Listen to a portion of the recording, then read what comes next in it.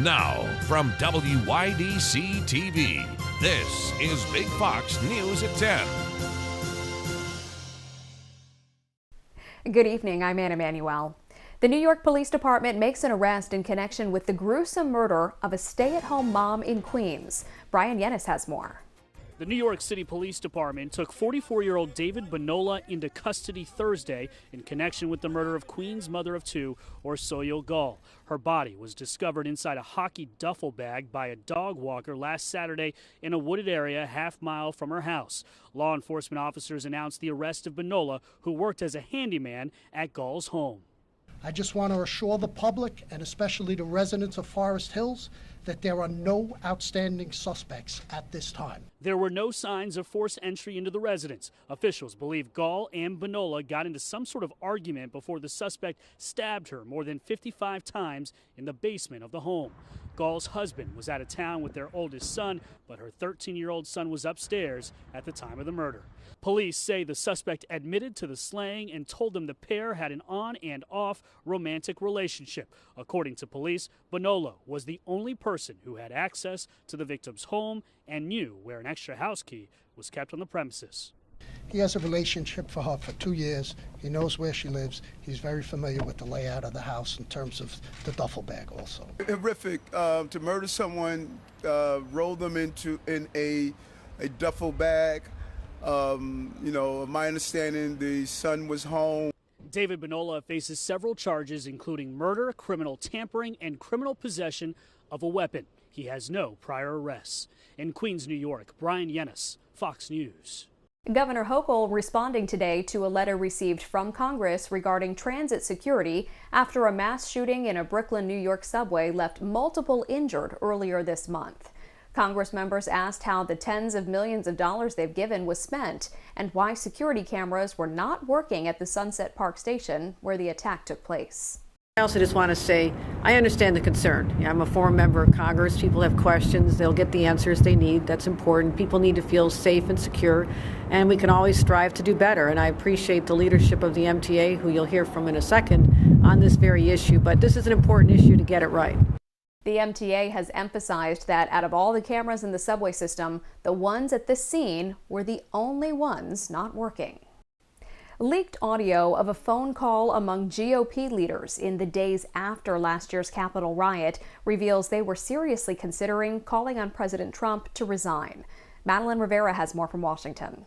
The big issue that we're very focused on is inflation and getting inflation back down to our 2% goal. With inflation at a 40-year high of 8.5%, the Federal Reserve Thursday proposing steep interest rate hikes of roughly 50 points as early as next month, an effort, say officials, to essentially slow economic growth to combat sky-high inflation. You're effectively saying the economy hasn't changed in 50 years. But some economists say the methods we use to solve these problems date back decades and demand newer solutions that adapt to the evolving marketplace. I don't think the traditional models of monetary policy can do much to affect supply-driven inflationary pressures. Even in the midst of surging prices, federal officials say the economy is still in good shape. We'll have another strong growth year this year. Still, countless Americans are struggling as companies, big and small, raise prices to still make a profit. Nestle, for example, the world's largest food and drink company, just increased the cost of its products by more than 5%. So what can you do to help save yourself some cash? Start by adjusting your spending habits in areas most affected by inflation, like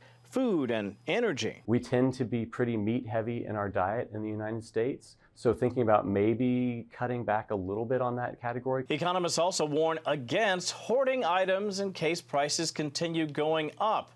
Panic buying only creates higher demand for products, and that, of course, will drive costs up even more. I'm Kevin Cork, Fox News. One clothing retailer says it will take a stand against higher prices this fall. Old Navy says it wants to help parents out this fall when kids start back to school.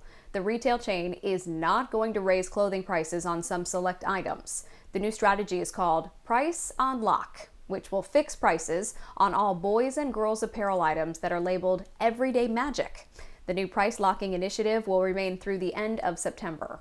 Truckers fed up with the high fuel costs decide to protest along a California highway. The protesters involved several truckers who parked their big rigs along the 5 freeway in Glendale. That left one lane open, causing a major traffic backup with traffic going back to Burbank.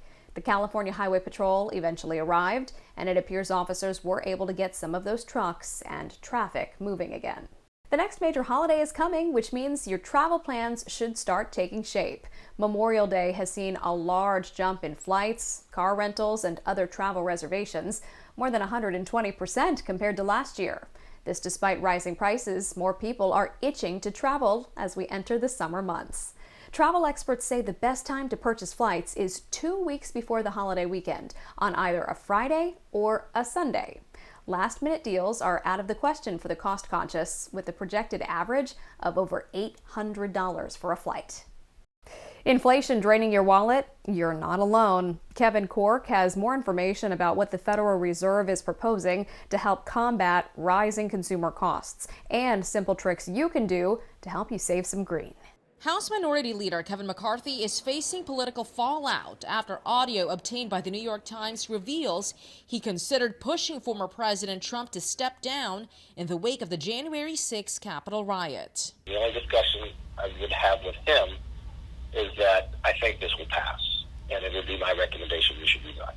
The clip, taken from a call between McCarthy, Congresswoman Liz Cheney, and other top Republican leaders, took place just 4 days after the attack. It's now part of a new book in which the authors detail the gap between what Republicans say about Trump in public versus what they say in private. It's going to, I think, tell a very different story about this period than the story that many people are trying to tell right now. Before the audio was released, McCarthy slammed the New York Times, calling the reporting false and wrong. The call potentially jeopardizing McCarthy's aspirations of becoming House Speaker and putting Republicans in an awkward spot as the House committee's investigation into January 6 ramps up. In Georgia, a critical day as well for Congresswoman Marjorie Taylor Greene. She'll take the stand in a case that seeks to bar her from re-election for her role in the January insurrection. This is a solemn occasion. This is not politics. This is not theater. As for who leaked the audio of McCarthy, a spokeswoman for Congresswoman Liz Cheney says she did not record or leak the tape and does not know how reporters got it. In Washington, Malta Rivera, Fox News. Sam Ryan is in next with our complete weekend forecast, plus this. Here's your local stock market update from Big Fox.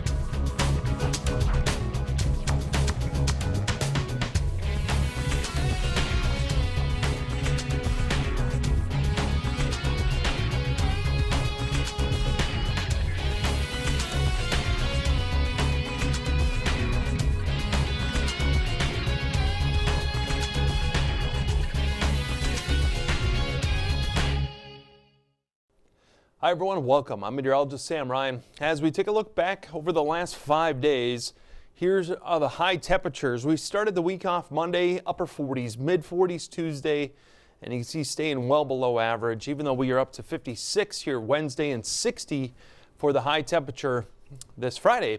Now, as we're going through the weekend, kind of notice this trend. We're warming up a little bit.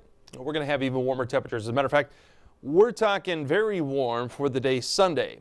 But first, overnight, things remain nice and quiet and dry. We'll see temperatures dip down into the 30s, mid upper 30s, that is, maybe some low 40s. And not too bad around the region. And then for the day Saturday, we'll begin to see an increase in cloud cover and a chance of showers arriving late. Now, this won't have much of an impact around the region. We'll just have some showers along a warm front, and that's what's really going to help warm us up into the day Sunday. So there they are. Few showers into the afternoon, and then it all clears out and we're off to the races, so to speak. Our winds out of the south really going to help warm us up for that day Sunday, but it's kind of a one-day event. So a few p.m. showers here Saturday afternoon along that warm front. Dry Sunday and very warm, but then it turns unsettled as we go into next week. Really Monday night into the day Tuesday, and that's when we'll start to see the temperatures begin to cool back down. So we got to get a little taste of summer here for Sunday, but then we got to deal with reality again, where it's always below average, it seems, this year. So we have this big wave of low pressure going into the day Saturday that will be lifting up into Canada, and we have that warm front sliding up over the northeast. Eventually we'll see that cold front move in. Again, that'll be Monday into Tuesday. So here are the forecast temperatures along with sky conditions at the bottom for Saturday. We'll be up to 54 at 1 p.m. Low 60s here by the afternoon with some of those light showers moving through. High 61 and elsewhere just upper 50s to the northeast. And here's a look ahead into the day Sunday. So Sunday is going to be very warm, low to mid 80s even possible around the region. And then the bottom drops out. We'll have a chance of isolated thunderstorms late Sunday. And that's just due to some of that frontal boundary beginning to approach if any of those storms can hold together and sneak in here. For the most part, though, we should stay nice and dry. But into Monday, we'll have a chance at some of those isolated showers and thunderstorms. And then that cold front moves through. So Tuesday, high 63, almost a 20-degree drop from Sunday. And then we'll drop it another, 15 degrees or so going into the day Wednesday. And then Thursday, upper 40s still. A little bit warmer next Friday, but we might have another system to contend with late next weekend. A massive wildfire is raging across parts of northern Arizona. The tunnel fire is creating widespread problems for residents, and high winds in that area will create additional issues for fire crews battling it. Max Gordon has the latest. The tunnel fire, scorching thousands of acres of land near Flagstaff, Arizona, continues to spread rapidly. Fire officials say strong winds combined with low humidity is creating a recipe for disaster as crews struggle to stop the fire's spread. This fire is 100% a wind-driven fire. And most of the fires we get in northern Arizona are wind-driven fires. Typically, we catch the fires after the wind dies down, once the wind event goes away. The blaze, which started nearly a week ago, is 0% contained as firefighters work around the clock to set up containment lines. The damage has already surpassed 20,000 acres, destroying 24 buildings in the process. Thousands of people in Coconino County forced to leave as the blaze comes close to homes in the area. Officials say the main focus now is evacuating residents as winds are expected to pick up on Friday. The environment is not very friendly. It was blowing 70 miles an hour and we're working directly in the heat. These guys are working incredibly hard. They know the value's at risk. This is their community. It's been agony for families like the McKays. The tunnel fire destroyed their home and memories along with it. Images show flames surrounding their property in a matter of minutes. The family was able to escape with their 1-month-old and 3-year-old toddler. We lost everything. I had enough time to pack up some baby formula and baby clothes and 3 guns, and that was it. That was all. On Thursday, Arizona Governor Doug Ducey declared a state of emergency for Coconino County, freeing up aid for those affected by the wildfire. Near Flagstaff, Arizona, Max Gordon, Fox Weather. A bill in Florida that would dissolve Disney's self-governed status now heads to the desk of Governor Ron DeSantis. The Florida House passed the bill after it passed out of the Senate the day before. Walt Disney World has been allowed to operate the Reedy Creek Special District for more than 5 decades. The move could have huge tax implications for Disney and would also likely mean bigger tax bills for Florida residents. Governor DeSantis has lashed back at Disney for publicly opposing the so-called Don't Say Gay law. You can get a free health screening this Saturday at Walmart locations across the country. The retail chain hosting a wellness day from 10 a.m. through 2 p.m. Customers will be able to receive health screenings along with free COVID-19 vaccines and other immunizations like shingles, pneumonia, HPV, and tetanus. Certain locations will also offer vision screenings. A nationwide semiconductor chip shortage is putting several industries in a tough spot, including medical equipment manufacturing, which is needed now more than ever as hospitals see more patients. Fox News multimedia reporter Joy Addison joins us with more. Many companies use semiconductor chips for manufacturing products, from phones and cars to washing machines to the medical equipment you see behind me. Some makes surgical gowns and others make surgical shoe covers. Now those chips are in short supply and it's taking nearly a month and a half to get them to the U.S. One computer repair shop owner says the current semiconductor chip shortage is making it hard to keep her customers happy. He's just not getting any power to his computer, so he won't be able to operate for him until that IC chip is replaced. And how long have y'all been waiting on that chip? It's been probably about 20 days now. In addition to computers, these chips are also used in cars, smartphones, TVs, refrigerators, and more. including arguably the most important items used during the pandemic, medical equipment, and the machines that create them. You put in mind that these LED are very rare to get at first. This pandemic created a much worse shortage that forced us as managers, as entrepreneurs, to redesign our products. Texas Medical Technology makes gloves, masks, and devices like this toilet seat that scans urine levels and this automatic glove dispenser. The shortage has been jacking up the costs. I think my haircut will show it all, right? This is what happened after 2 years of shortage. So sometimes you can find yourself with 90 days with no chip.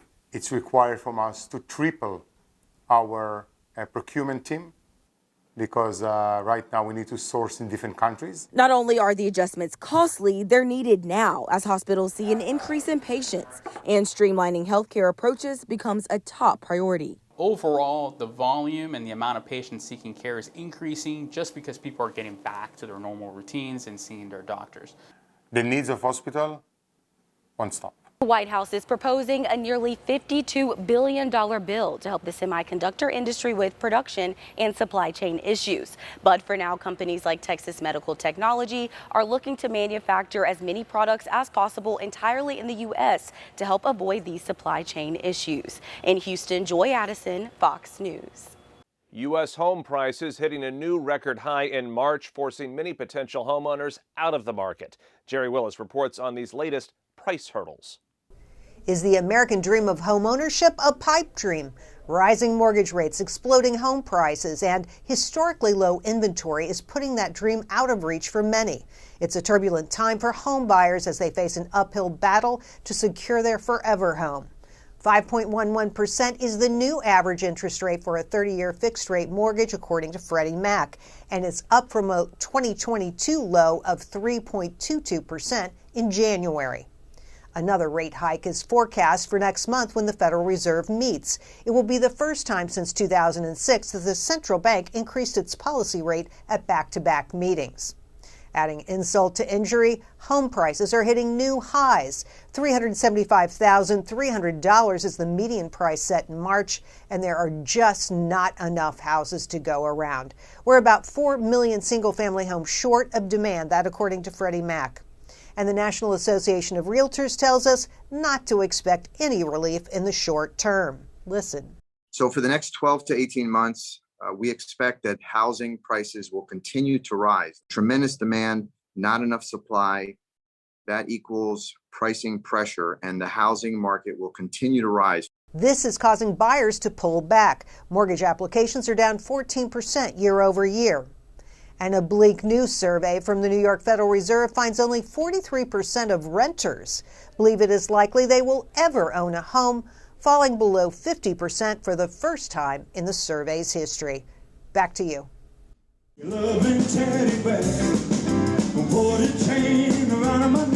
Let's leave you with a smile. In Australia, a father and son are carrying on a community tradition with the ghost of an icon watching. Paul and Anthony Finnick are making sure Elvis Presley never leaves the building. The father and son are a performing pair amid an Australian community of Elvises, wearing the capes, the pompadours, the snarling poses, and belting out Elvis songs as crowds swoon like the 1950s.